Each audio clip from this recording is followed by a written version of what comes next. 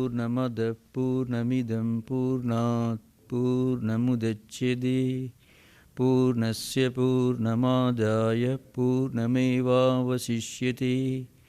Om Shanti Shanti Shanti.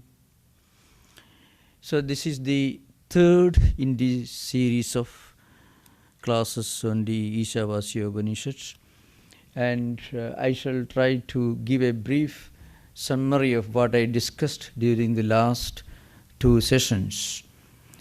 The Upanishad begins with a very profound statement about life as a whole. The entire universe is pervaded by one supreme divine reality. So, what does it mean in our everyday practical life? It means we should look upon everything on the one hand, something that could be used for our enjoyment. On the other hand, we should not develop a sense of greed. So, how to enjoy by renouncing?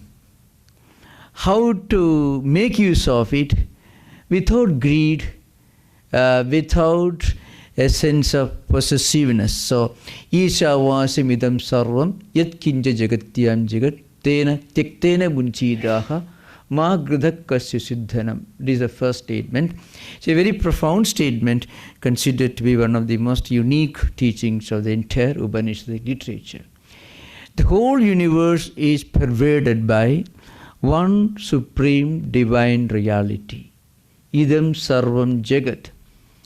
Jagat itself means something that is constantly changing. So, gachatidi jagat, always something going somewhere, which means it's moving. So, the whole universe is always in a flux. Therefore, Tena tyaktena bunjithaha. Tyaktena means tyagena. Therefore, bunjithaha, enjoy. But remember, enjoy at the same time renounce. How to combine enjoyment and renunciation? A feeling of detachment. Have everything in this world at the same time. Remember that all these are not going to last long.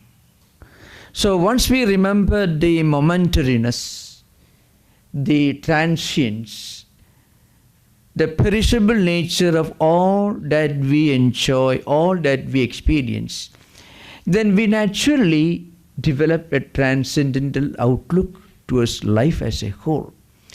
And that gives us a kind of inner spiritual contentment. This continues in the next verse. These two verses are very important to clue to the entire Upanishad, which has got only 18 verses. So, kurvanneva iha karmani jijivisheshatam samaha evam toi nyanyatha dhosti na karma lippite nare. So, this verse deals with life in this world. So, karma means action.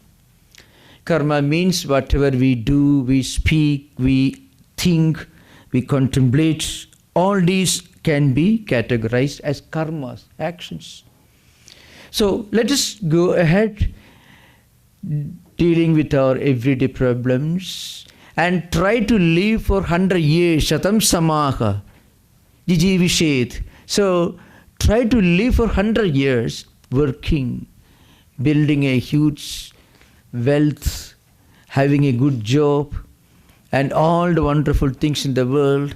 But do not forget the fact that Isha vasimidam sarvam. Everything is pervaded by Isha. Isha means by the divine reality. So once we remember that, we can live in this world, but the realization of the momentariness, the non-eternal nature of all these worldly things gives us a feeling of renunciation, and that gives us a kind of spiritual common sense, a maturity of outlook, a transcendental outlook. These two teachings constitute the very foundation of the entire Upanishadic text. I have already discussed the first few verses.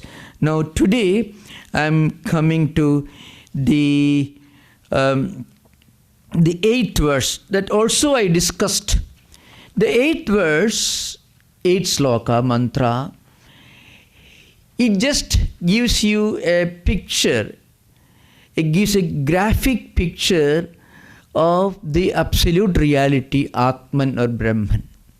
Before this statement, the Upanishad also has clearly explained the nature of a spiritual person who have realized the spiritual unity of humanity. So that already yastu sarvani bhudani atmanyava vijanatha tatra ko moha kashoka ekattum anupashyataka.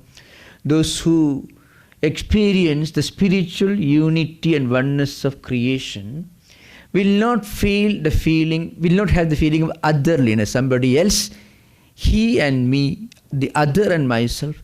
So plurality, duality will be transcended, and we will have a universal spiritual outlook.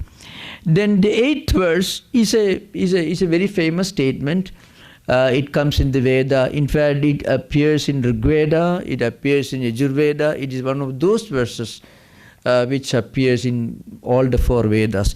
Saparega shukram akayam avranam asnaviram shuddham apapaviddham kavihi manishi paribhuhu swayambhuhu yadha tattadosthan vidadhat shashudipyaha samapyaha.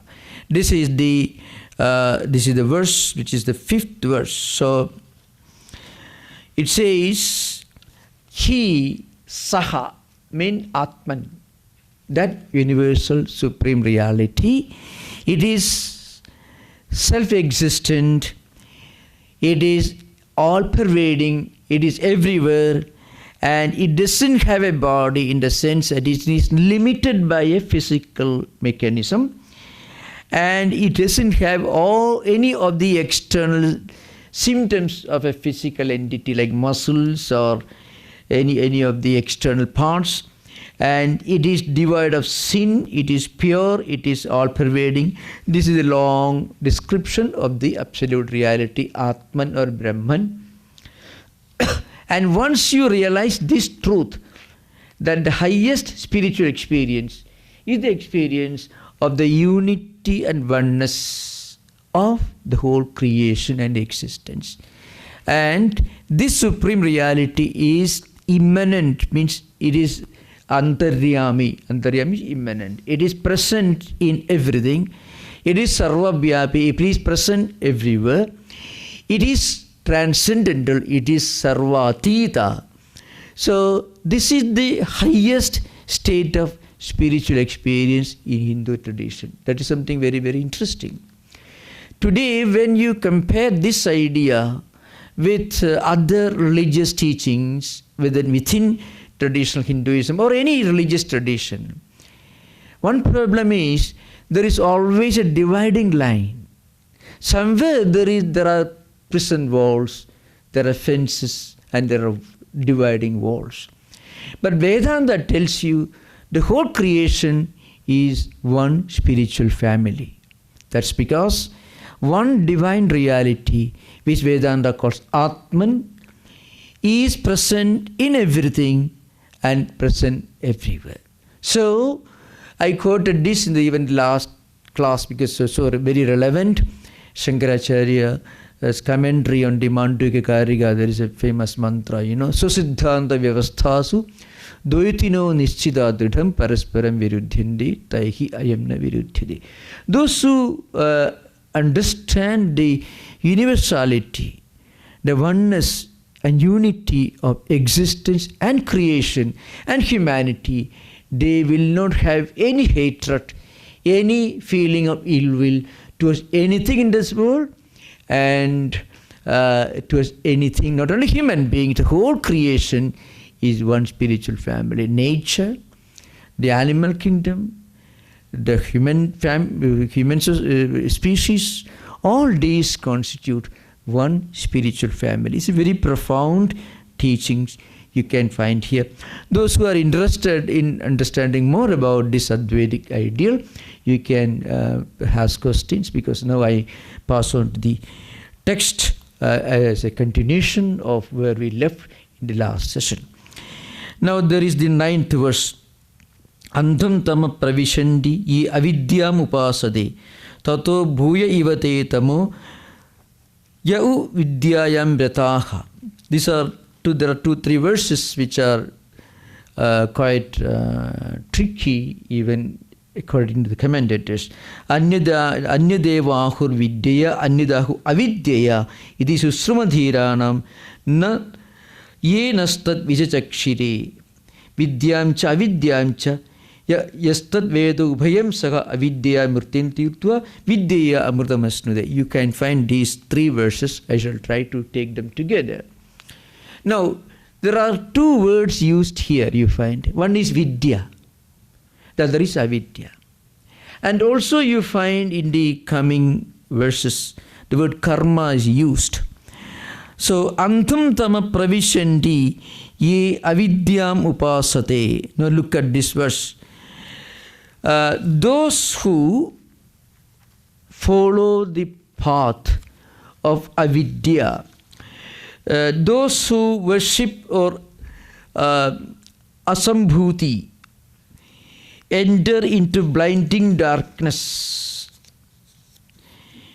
That statement comes later, and to understand this, you can come to this this present statement. Those who realize Vidya and Avidya both together attains the nature of immortals through Vidya, knowledge of ritualistic philosophy, having conquered death by Avidya. Now, in life, there are 2 approaches in Hindu spiritual life. One, go on doing work. That is karma, action, and what we call upaya, which means upeya, the goal.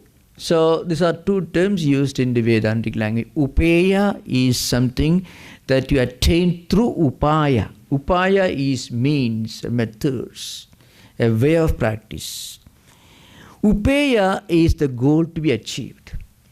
Those who look upon human life as essentially consisting of action, work itself is the goal and work itself is the means. This is one category. Then there are those who may include work, but they want the result. This is another category. So in this particular verse, the word Vidya, Avidya, I've got certain technical meanings. Avidya here means karma, sakama karma, with katrutva and bhoktrutva, without any idea of transcendence. You can find people who tell you, well, I don't care for anything, I don't believe in God, I don't believe in... We should have some kind of a law and order, some kind of a universal way of life. So every rule, every concept of dharma is meant for enjoying this world better. There is absolutely no idea of going beyond the empirical, going beyond the worldly enjoyments, no look for the afterlife, no idea for what happens later. You can find a number of people belonging to this category. Purely what we call empiricists or empirical utilitarians or ultra-pragmatists. Maybe utilitarianism is one of the Western schools of philosophical system, Jeremy Bentham and others, so J.S. Mill. The maximum amount of pressure that something brings to you is the criterion to judge anything. If it brings you some practical utility, increasing a few more dollars in our bank deposit, it is valuable. So the idea of going beyond what is visible, what is enjoyable, what is practically useful today, the idea of going beyond anything, that it doesn't occur to them. Such people are following the path of avidya. So please look at this verse, 9th verse. Antam tama pravishanti ye avidyam upasade. They descend into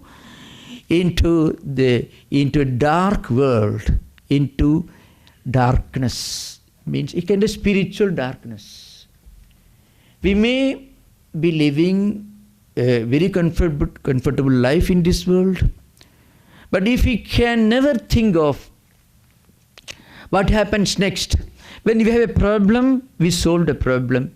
Again, we continue moving ahead.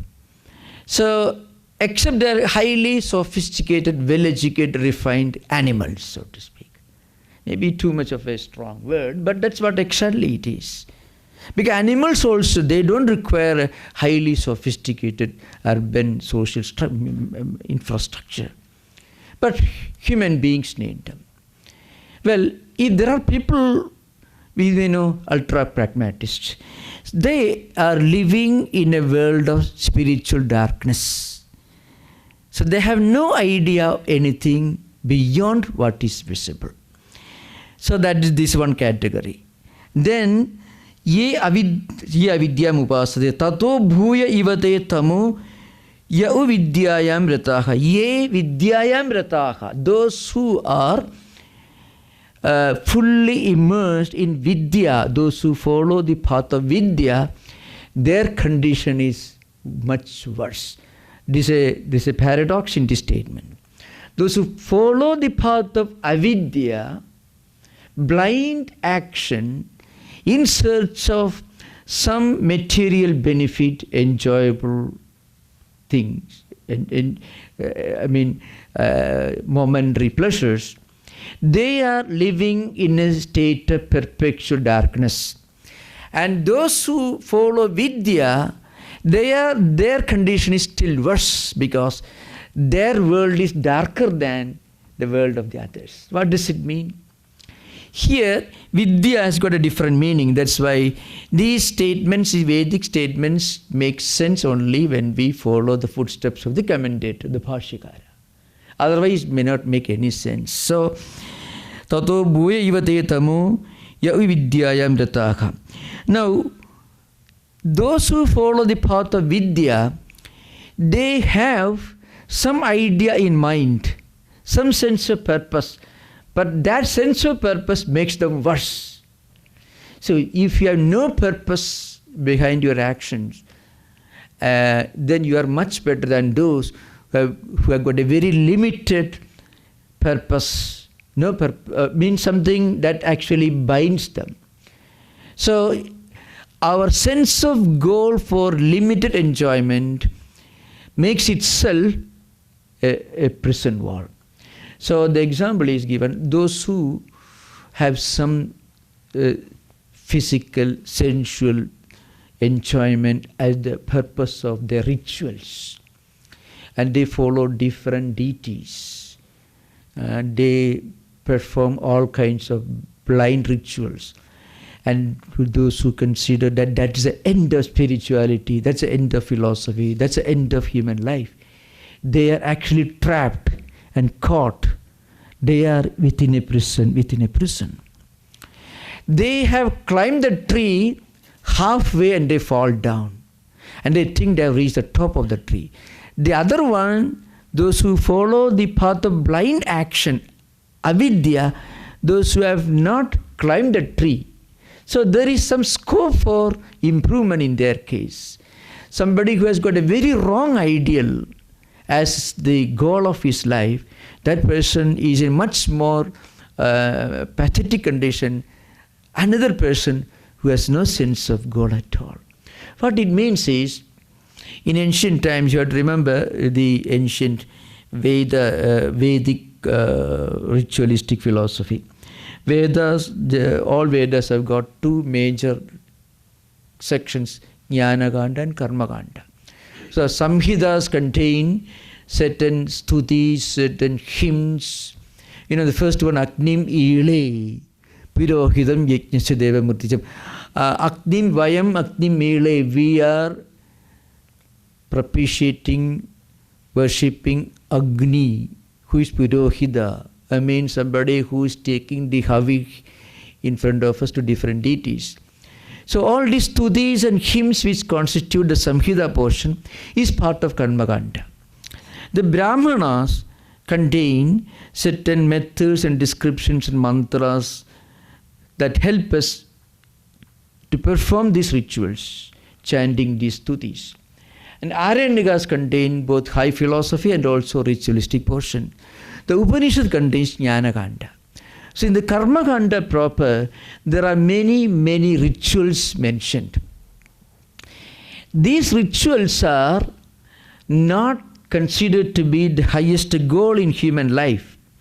You work not to get trapped in the prison wall of work, but to go beyond work. So every work should enable you to go beyond work. Because work as such should not be the sole purpose of human life. Like that, rituals are necessary, but rituals do not constitute the supreme purpose of human life. Just like kindergarten is necessary, but living in kindergarten, studying or ending our education in kindergarten is not the purpose of education, like that. So all rituals are necessary, but we should try to transcend the rituals. Those who do not follow this idea of transcending rituals, they get caught. Either they just blindly follow the path of rituals without understanding the meaning, or others who perform these rituals and also follow propitiate different deities just for making their life more comfortable, just for long life, duration of life, enjoyment life. Such people are caught and trapped in this prison world, because there is very little chance that they will ever realize that there is something beyond material enjoyment. People, you can find that. Those who spend the whole lifetime performing rituals, propitiating deities, just for making material life more comfortable and enjoyable, they are caught in a prison wall, because they may not be able to realize the fact that they have to go ahead.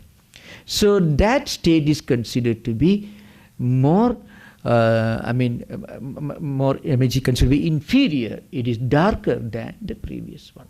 So those who have got the text, you should remember this. Vidya, Avidya, these two terms are used in this particular technical connotation. So those who are interested, I can explain this. Vidya here means blindly following the ritualistic portion, which is called Vidhi Pradisheda Paraha Eva Veda Anyosti Na Anyosti Kaschit. The only purpose of Vedas is to perform certain external rituals. Rituals are necessary, but rituals are designed to help us to go beyond, to transcend them. So the next verse, Anyadevahu Vidya, Anyadahu Avidya, Idi Susrumadhiranam Yenastad Vijayakshire. So the result of Vidya and Avidya are different. So Vidya, Devalokaka, then Karmana, Pidurlokaka. You find these statements in the Vedantic statement. Those who follow the path of karma, sadha ceremonies are necessary, but that should not be the end of spiritual life as a whole. We will come to know that later. The last session I already mentioned this. How does a person look upon his life when he is about to leave the world? We already discussed this earlier. How does a person judge his own life? So there is a mantra at the end of this Upanishad which tells you, Pushanne Vahaga, like Hiranmayena Patrana, Satyasabhigidam Muhamlo, a person, an individual who has led a very disciplined spiritual life, coming to the end of his life. and now life is coming to an end. He is looking back to his own life. And he tells his own mind, "Oh mind, go back and think of all the good thoughts you have thought, all the good deeds you have done, all the good memories you have." And because when we are able to remember good ideas, good thoughts, good actions that are associated with our life, that will help us to leave this world with a smile. So that is how the Upanishad ends. But in order to be able to do that, we should be able to live in this world, do our duties and responsibilities, do our work. At the same time, we should remember there is something higher than all these material goals before us. This transcendental vision is what helps us to live in this life and face our everyday problems with a spiritual common sense, with a sense of maturity of outlook. We become mature only when we remember that there is something beyond all this. So these 2-3 verses are important. Now in this context, the Upanishad, this particular Upanishad also mentions a few important things about living this world. So I already mentioned this earlier, but it is important in this context. Normally it is studied in connection with this verse. The mantra I am not going to repeat because I already discussed Vayuhu, Anilam, Amurdam, Athedam, Bhasmantam, Shariram, Om, Kradosmara, Kradamsmara, Kradosmara, Kradamsmara. So this is 17th verse. Because when I am dealing with the whole Upanishad in just 3 or 4 sessions, I cannot go from verse A to B, C, D, 1 to 2nd, 3rd, 4th. I got no time. So just go to 17th verse.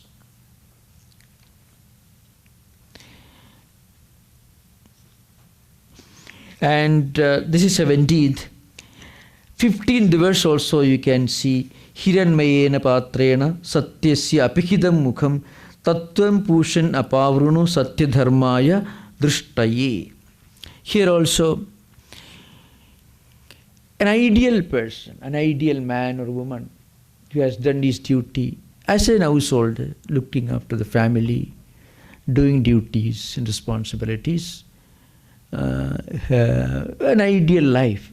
Such a person has reached the end of his life. So how does he judge his life? He says, "O Lord, your brilliant face is covered with a golden herb." Hiranmayena patrena. Hiranmaya means golden. Please remove that outer mask so that I can see you clearly. And then, turning back to himself, he says, "O mind, think of all the great smara, kradosmara, kradamsmara. Om kradosmara, kradamsmara, kradosmara, kradamsmara." Think of all the good actions you have done, all the good deeds you have done, etc.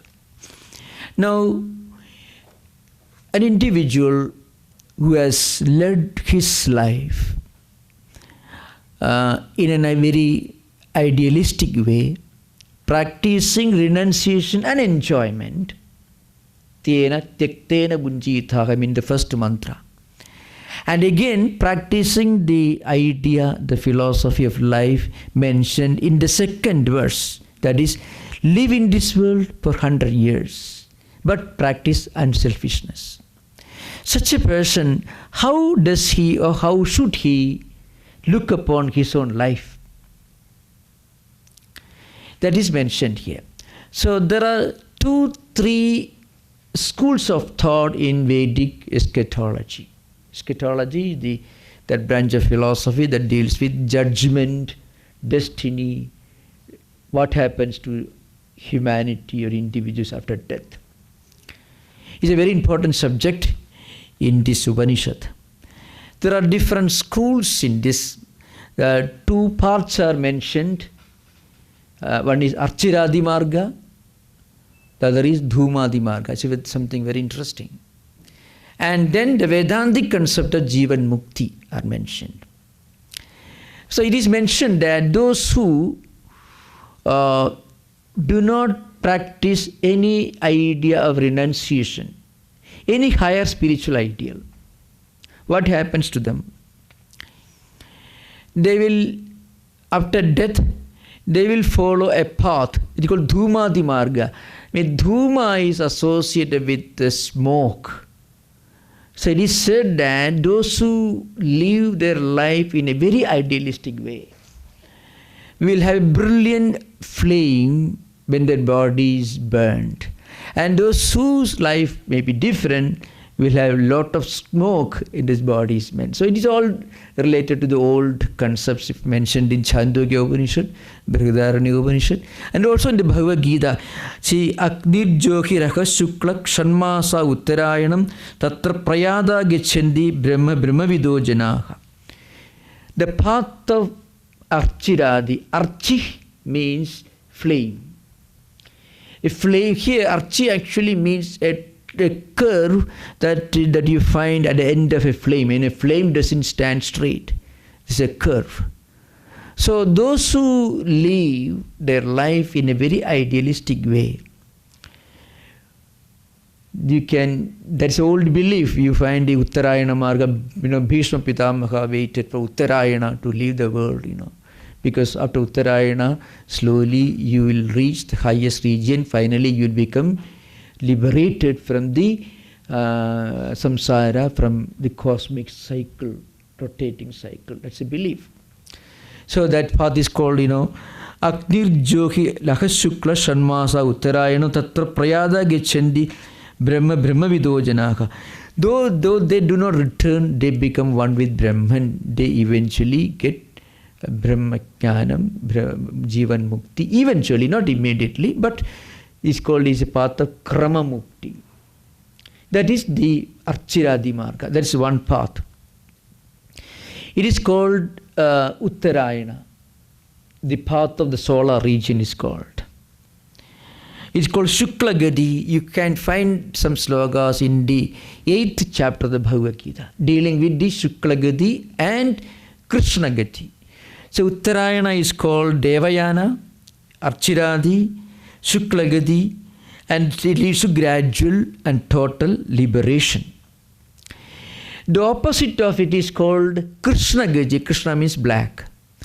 Dhumadima. So it's called in Archiradi Marga, Dhumadi Marga.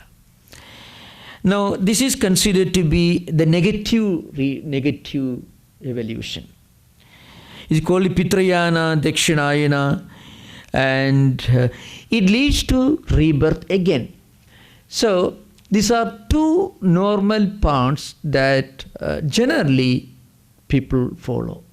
If they have left their life in such a manner, life is idealistic, they practice their duties, their responsibilities, all worldly obligations, even in the 21st century, but still practicing meditation.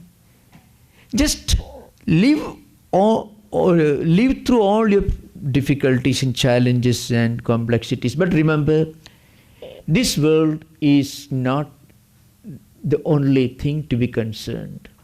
There is something beyond. It is a momentary phenomenon. This awareness helps us to deal with worldly problems with a greater spiritual maturity, a spiritual common sense. Such a person eventually follows the path of Uttarayana and will eventually get liberated from the cosmic cycle of birth, life, death and rebirth. This endless rotating wheel of karma. That Buddha also used the word praditya samudpada, 12 causal link that leads to continuing movement, this cycle. The second one, and is an inferior one, is called Dakshinayana. It is called Dhumadi Marga. So people who do not follow any of these spiritual disciplines, who consider work and comforts as means and also the goal in life, nothing beyond that, they, after death, they will reach Pitraloka and going through different inferior levels of consciousness. They come back again, they are reborn again, and they continue the cycle. Now, one of the great contributions of Hindu or Vedic eschatology is that it tells you that this continuing cycle of birth, life and rebirth, it is not a big deal. It is not the most wonderful thing we can aspire for. Certainly not. There is a higher spiritual awareness that we should strive to realize.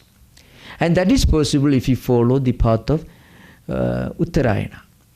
Then there is another school, another philosophy, which actually was elaborated by Shankaracharya. It is called Jivan Mukti, which means even in this world, while living in this world, one can realize the momentariness of this world. And one can realize our own identity with this cosmic, universal spiritual reality called Brahman or Atman. Once we practice Nitya Nitya Vastu Viveka, Ihamutra Phala Bhoga Viraga, Samadhi Shakka Sambhati, Mumukshuttum, and Sravana Manana Nididhyasana. These 7 disciplines, I shall explain in English. We will reach a level of spiritual awareness, and then we will understand this body, this mind, this intellect, and these worldly enjoyments do not last for long.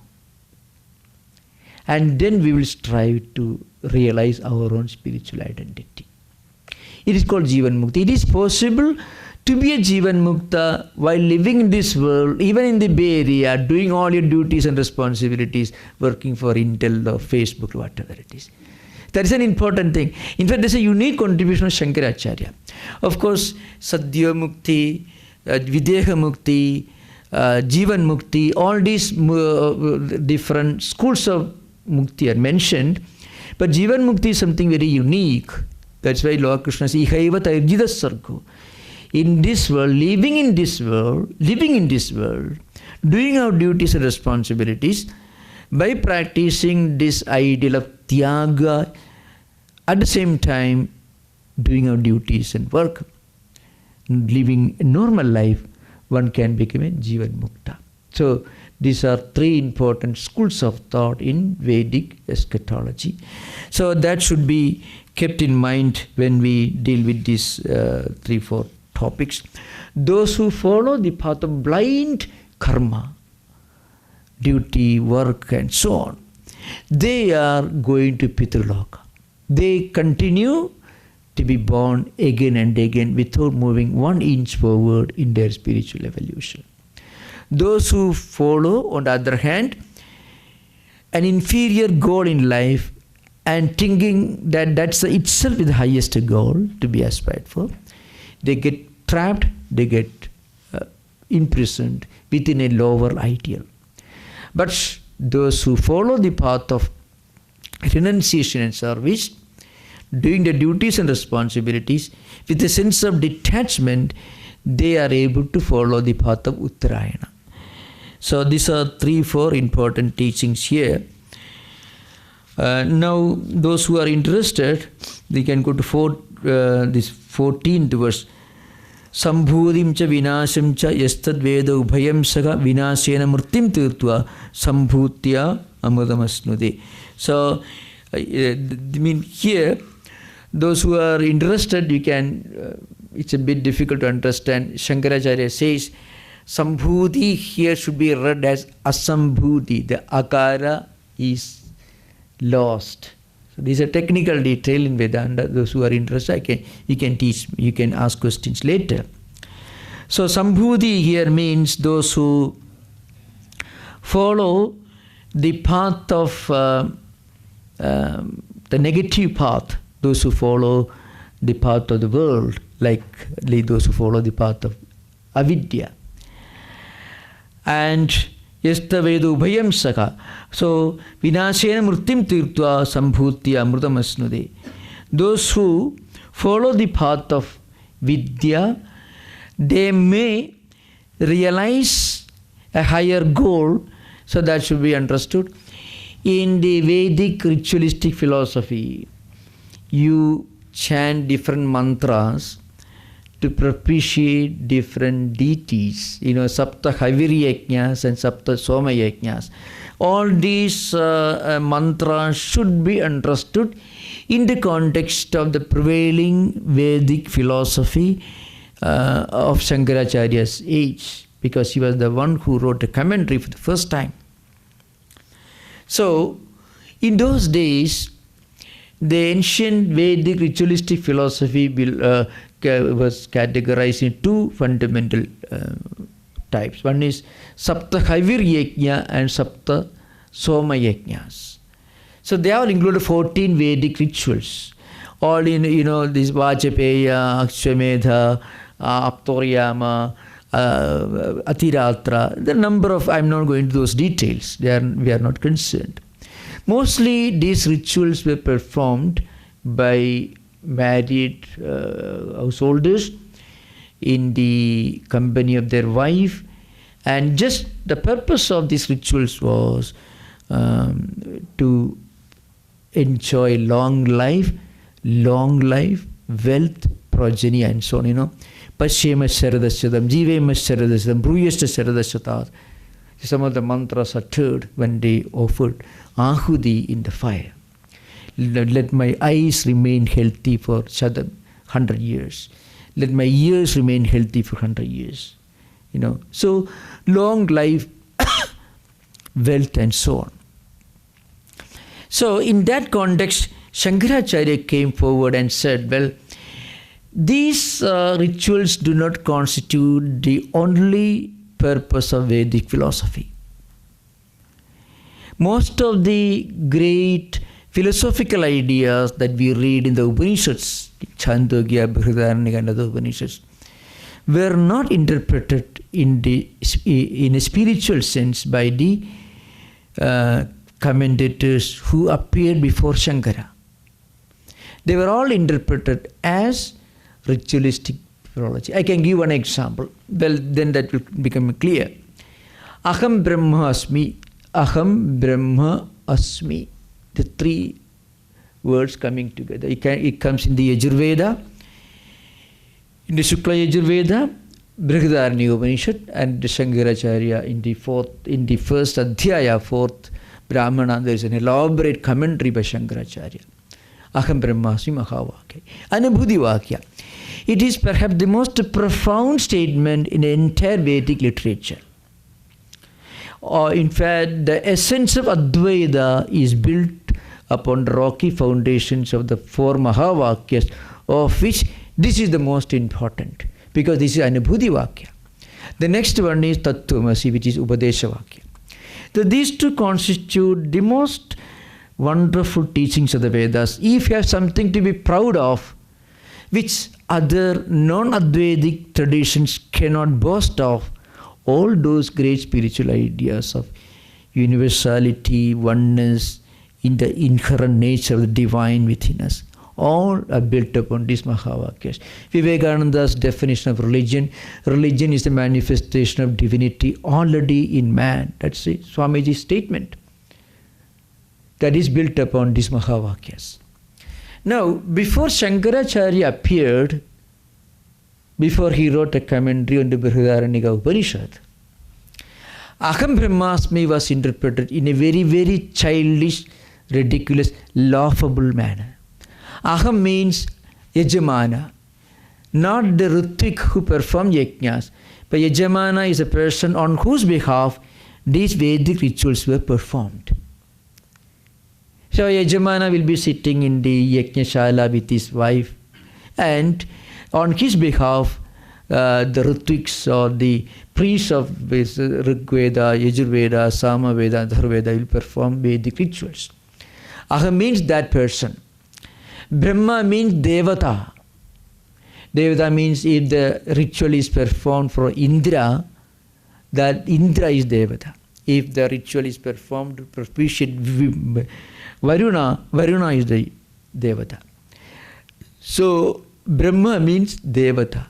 Asi means prapti. So Devada prapti, Yajamanasya Devada prapti was the meaning, means Yajamana becoming one with the particular deity who is living in heaven, going to heaven, having a wonderful time in heaven.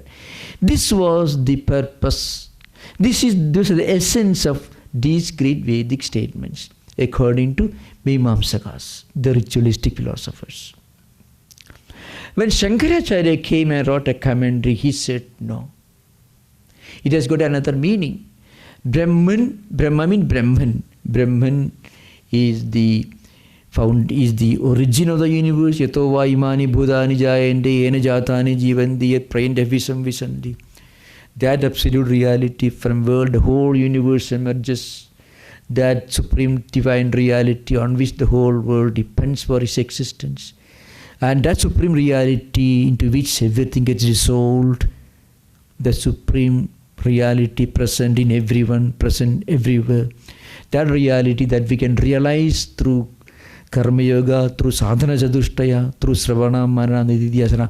That is the meaning of Brahman here. And Aham Brahmasmi is the Anubhuti statement of that statement. Now, these ideas were known. Advaita doesn't begin with Shankaracharya, but Advaita philosophy as a combat metaphysical system is his creation. So what I mean to say, many of these words, Vidya, Avidya, Sambhudi, Asambhudi, all these terms should be understood in that context. Then I have already mentioned this 15th verse, Hiranmayena Patrena, I already explained this. Next one is this. Please, those of you have got, you can take this 18th verse.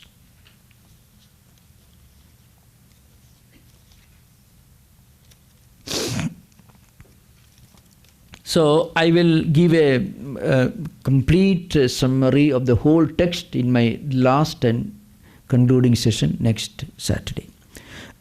Next session.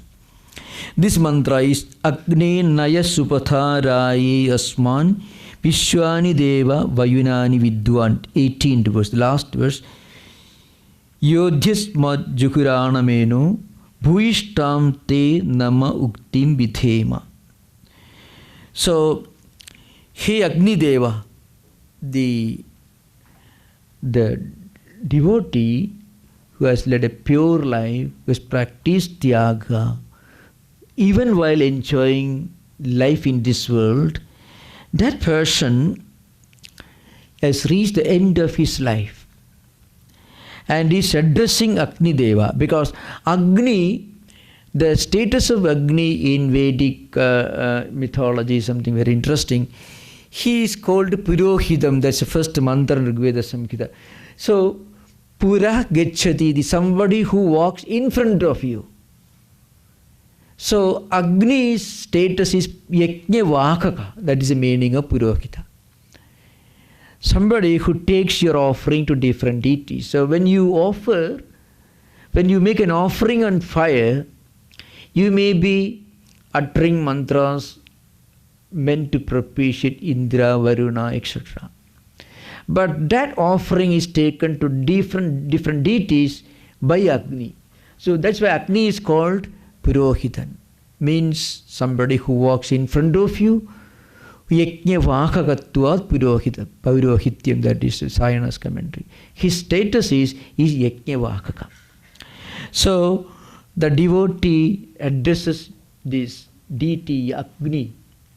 Agni is an important spiritual metaphor and a spiritual symbol both in Zoroastrian religion and also the ancient Vedic religious tradition. Supatharaye. So please take us through proper path. So why? Because Tam Vishwani Vayunani Vidwan, because you know both karma and jnanam. You know both karma kanda and jnana kanda. You know both the ritualistic portion and also the jnana portion. You know the whole of human life. Therefore, you take me to this path of supreme spiritual reality. This is how the mantra ends. And the next session, I shall give a complete and elaborate description and summary of the entire Isha Upanishad. It is considered to be one of the smaller Upanishads. Mandukya is even smaller, 12 mantras, this 18 mantras. But I shall try to explain in detail the entire text in next session. Now we can have interaction. I may not be able to explain everything in this session during the class. You're most welcome to ask questions. Yeah. Keep it far away.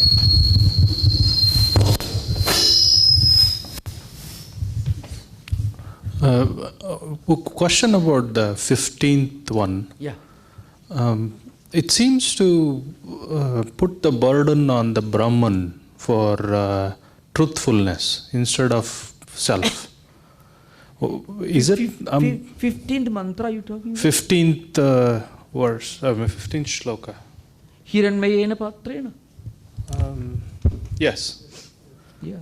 It says the Brahman should remove the mask of gold. Oh, yeah. So why is that I am being truthful, but then Brahman, you remove the mask of... It's a prayer. It is a prayer. No, so is that I'm having difficulty understanding what that is. A devotee who has led a very pure, idealistic life all through, as is the end of his life. So he is not able to get the full vision of Brahman. That means some prarabdha karmas, some burden, some yet to be cleared. So he is praying. He is actually praying to Surya. This is a prayer addressed to Surya, but he used the word Pushan. Pushan, he looks upon Surya as the supreme, as Brahman. So actually praying to Surya Deva, please remove the outer cover, because he feels that he has already reached the end of his life and he has already reached some degree of enlightenment, but he doesn't feel fully contented. When you reach that level of absolute experience, then kridarthada is one state of spiritual experience. Artha, krida, idi krida. So you have already reached artha, means purusha, your goal, so your supreme purpose. You have already krida, you have reached there. The kridarthada has not come. When that kridarthada comes, he will not pray for anything. So there are stages where you may require some prayer at the last moment. So he feels he has yet to clear certain things. So he's praying to his deity. He was propitiating, worshipping this deity all his life. So the last moment, he may be remembering the mantra that he was chanting while doing worshipping this deity. So he's praying the deity. Yeah. Namaskar, Swamiji. Verse number 9. 9, yeah. Vidya, Avidya. Yeah.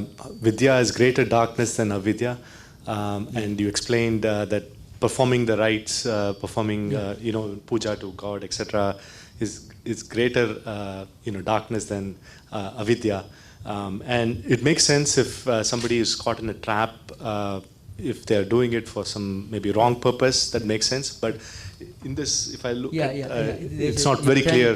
Thank you for giving me a chance to clarify this. This actually refers to people who propitiate different deities, not normal sattvic deities. He refers to, certain traditions.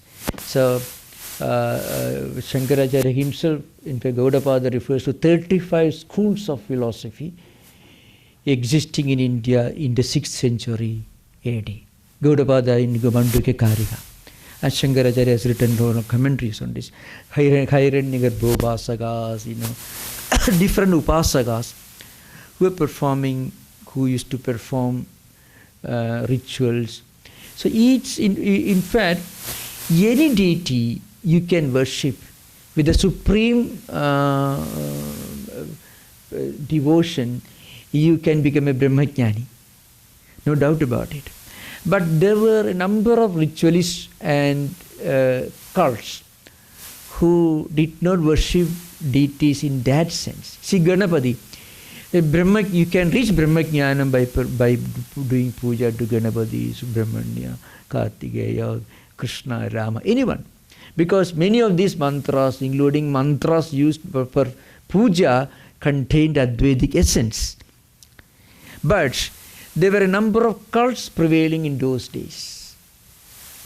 A number of deities, number of upasana margas, which were not conducive to the highest spiritual progress, conducive only for getting some momentary worldly enjoyments, power, position, domination of others, ability to attract people, ability to make wealth, all those things.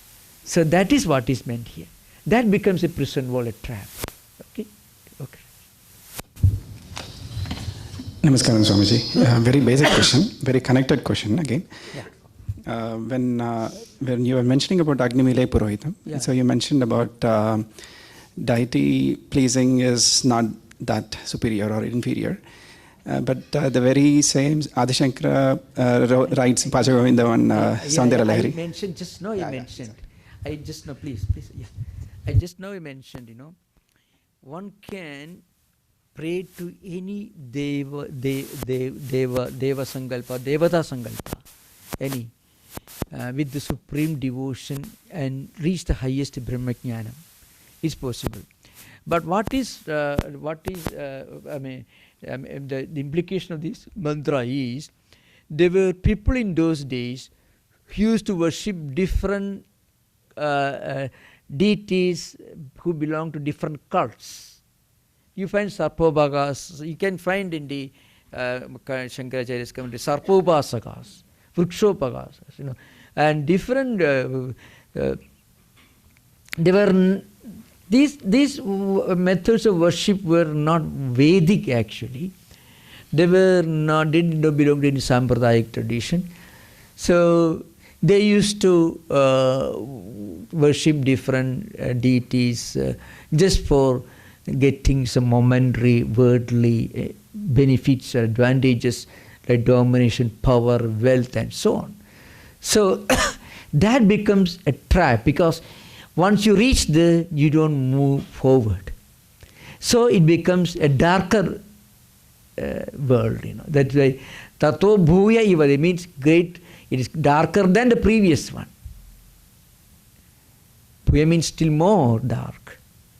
Those who follow this path in the wrong way, negative way, their condition will be more pathetic. It's clear to you? Yeah. Namaskar, Swamiji. You touched upon meaning of Aham Brahmasmi. Yeah. Do you mind giving the real meaning of that? Because we kind of use that word a lot in the house, and I don't think we really know the meaning of it. I was giving an example of how some of the most profound teachings of Vedanta were missed by the Mimamsaka ritualistic philosophers. I was giving an example. Now, even Shankaracharya says, Aham Brahmasmi statement is not equal to Aham Brahmasmi experience. That himself he makes it clear. It is when you reach the experience, you transcend a statement that explains the experience. So, the statement is penultimate stage. The experience even beyond that. What I meant to say was, to understand the significance of Shankaracharya's commentary, we should know, before Shankaracharya, there were many commentators. They didn't, Sayana's commentary appeared in 13th century. So I'm almost 800 years after Shankara. But many portions of the Vedas were dealt with and explained in the Mimamsa textbooks. Even, Kumarila and Prabhagara, both the schools of Mimamsa, they are all based on Jaimini's sutras, Mimamsa sutras, and so they have difference to all these. But they all explained these Vedantic statements in a very ritualistic, in a very, very, I won't say in a very simple, I mean non-philosophical, non-spiritual manner, in a very worldly, empirical implication. That's what I say. That is true of all the Mahavakyas and other Upa-Mahavakyas which are found in the Upanishad details. Namaste Swamiji. So I have a question regarding Chidabhasa. Yeah. So is vrittis also generated in the Chidabhasa, or Chitta and Chidabhasa are two different things? Or Yeah. How is that? Yeah, Chidabhasa is the reflection of Atman in our Antakarana, especially Chit. So when you reach that state, when you identify with Chidabhasa, you have reached a point, but that's not the highest point. It's a reflection of Atman in our Chit. So I say bhasate iva. Bhasate iva. I mean, it is not bhasate. Iva means as if it is reflecting on it. Just like the mirror reflecting sun, the mirror reflects the light, and or maybe our own figure seen in a mirror, the pratibimba or the reflection is both similar and dissimilar to us, because the reflection is not totally different from us. But if hit at the reflection, you are not hurt. So there is a difference, but there can be no reflection without your standing in front of the mirror. So Chidabhasa is that state when all vrittis are completely transcended, when the Atman Brahman reflects on the Antakarana. Antakarana, Mana, Chitta, Buddhi, Ahankara. When Chitta is implied here, which includes all the four. When one Chit is Chittaka, as I mentioned, all the four are included. So Chit is that consciousness that is completely reflecting in the Antakarana when we reach that level of Chitta Shuddhi. Yeah.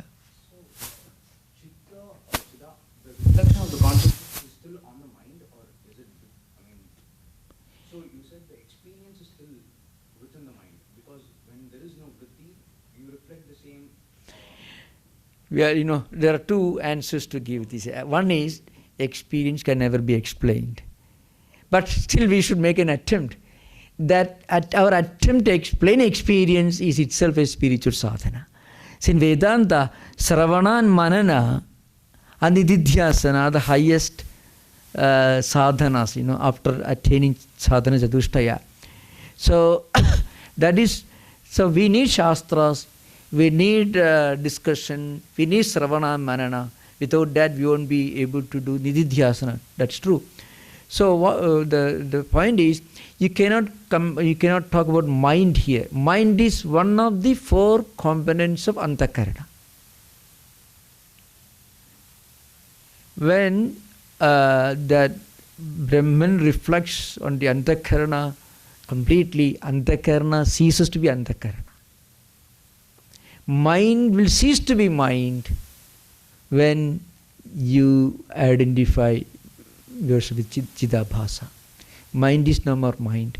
Mind is nothing but just a continuous flow of consciousness. Sankalpa, Vikalpatmika, Antakarana Vritti. It is an Antakarana Vritti. It's a Vritti. Mind is not an entity. It's a Vritti. So, mind is transcended. Aham is transcended. All these are transcended when we reach that state. We become Brahmagara Vritti is another term can be used.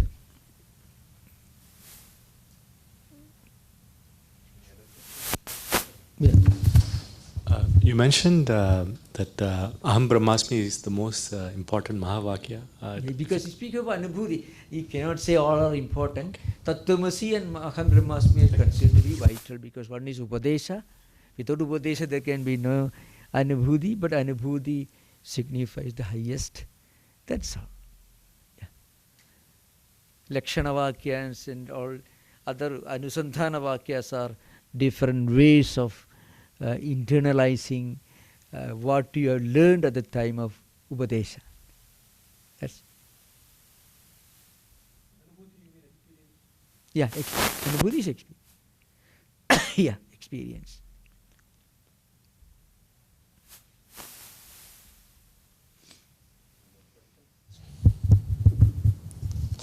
Okay, thank you, Swamiji. Yeah.